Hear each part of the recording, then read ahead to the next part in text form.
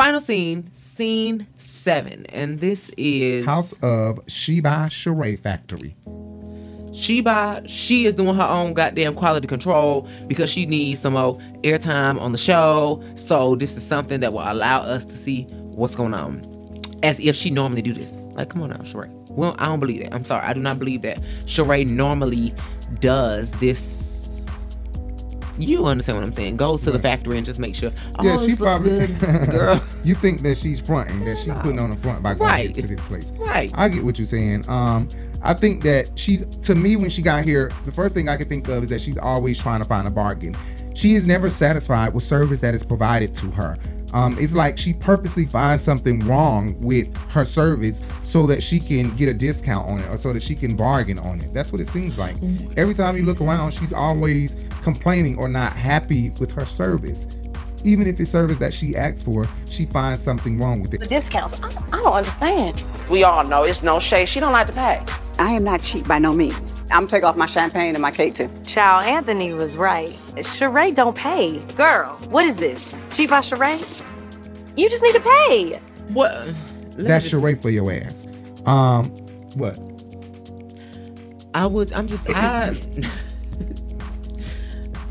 Never mind. Kenya looking like a stripper in this outfit. She's wearing a Marlowe to me, because she don't usually dress in no skin tight cheetah like this with her ass looking plump. She was like this. But she looks real good in her cheetah print. Do you want to say what you were gonna say? No. Okay. Kenya is right. She said us Aquariuses get along with the Capricorns for some reason, and she doesn't understand why. I said that last week if you guys were watching. Aquariuses do get along with Capricorns. Courtney and Sheree are both Capricorns. Sheree said that last week. And we do tend to get along with Capricorn. Aquariuses do. I have a lot of Aquariuses in my life that I have a lot of Capricorns in my life that I really like. One being Juanita Bynum. She's not in my life, but she kind of is, because I listen to her almost every day, don't I? Might will be in your life. I love Juanita Bynum. She's a great teacher. Anyway, Kenya's right about that.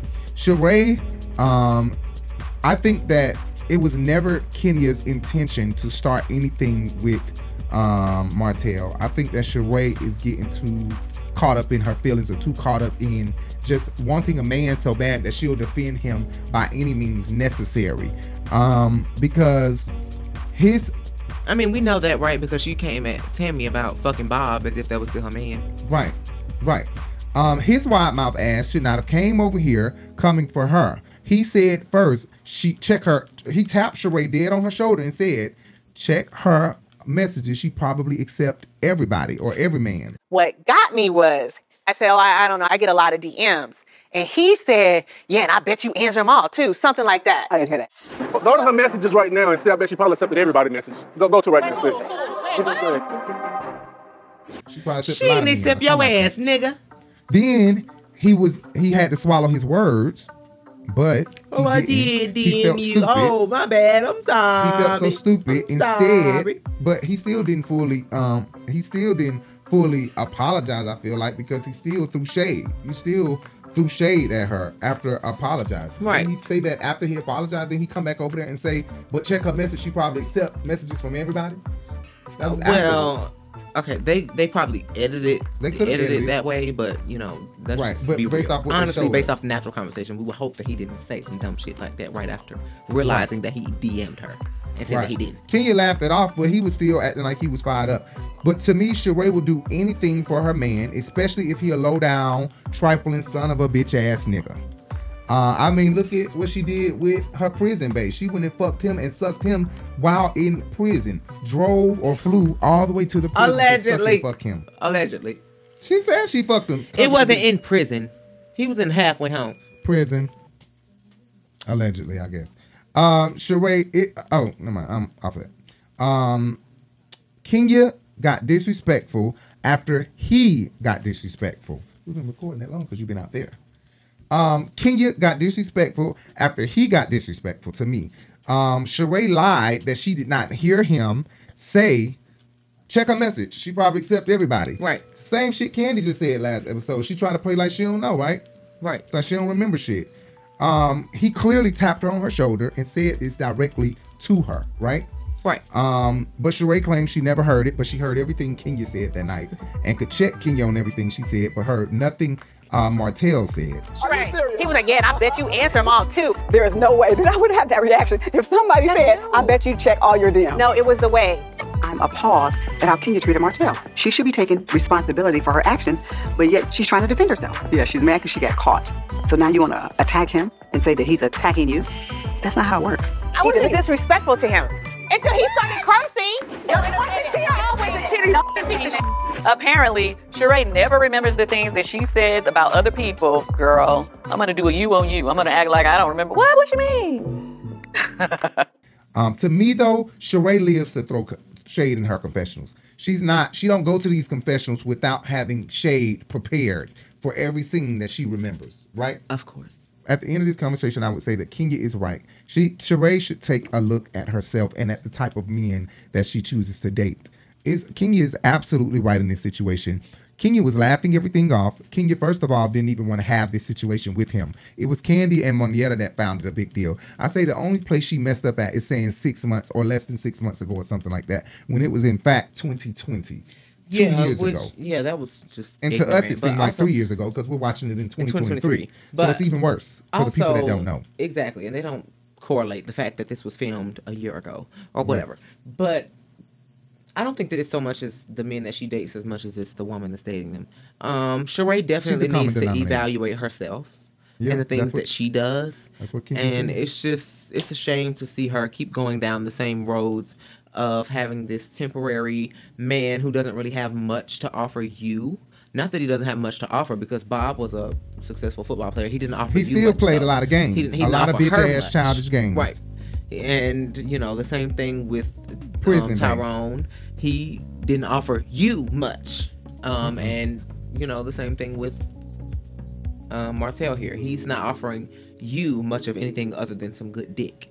And it seems like you're trying to go with the flow and just make it seem like, well, that's what I want too. And it's really, we know how Sheree is. You want a man. You want someone to share Chateau Sheree with, not just put their name on the lease, because it ain't putting their name on the lease, but you get what I'm saying. Right. You know, have them as a tenant that's staying there. But you want someone to be able to help her out further than Chateau Sheree, and get her these opportunities with her fashion line. And she wants a man that's going to be able to be there for her, is how I feel Sheree is. And she's looking for all these men in the wrong places. And Martell's definitely not him. Yeah, Martell is not the guy.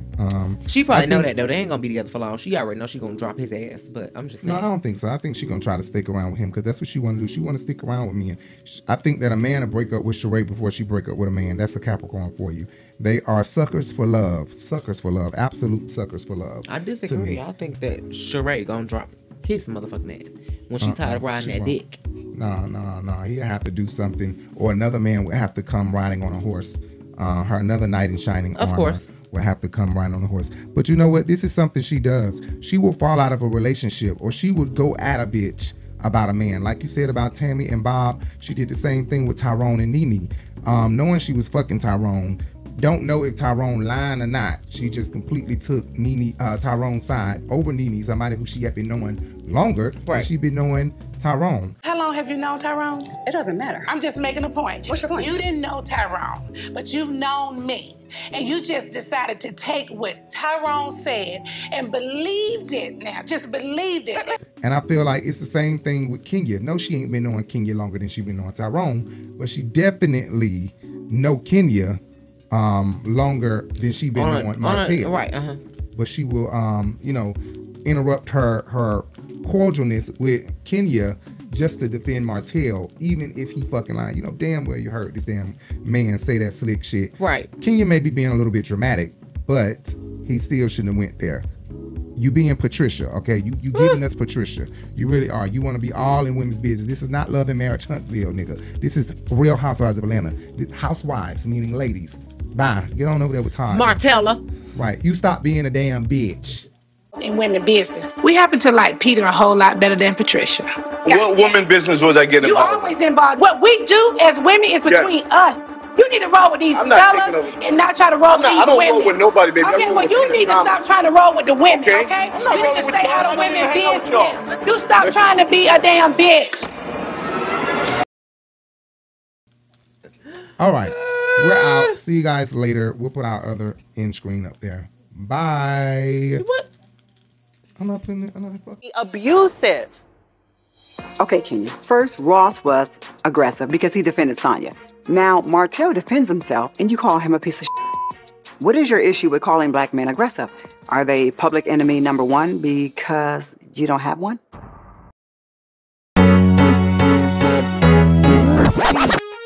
The Urban Binge Radio Podcast, where we discuss viral topics, hot jams, new artists, fun, and informative interviews and conversations. This is your news stop for the hottest trend in urban culture news. 2 shows, 1 podcast, The Urban Binge Show and Sunday Flow Show, powered by The Urban Binge.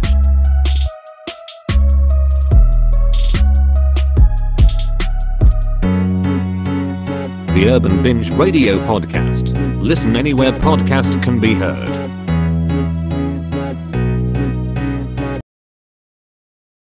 Haters like, am I going to hell for the things that I could wear?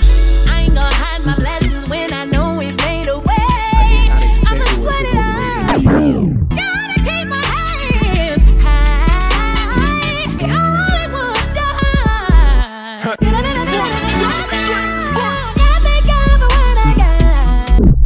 Let's go. Gotta thank them for what I got.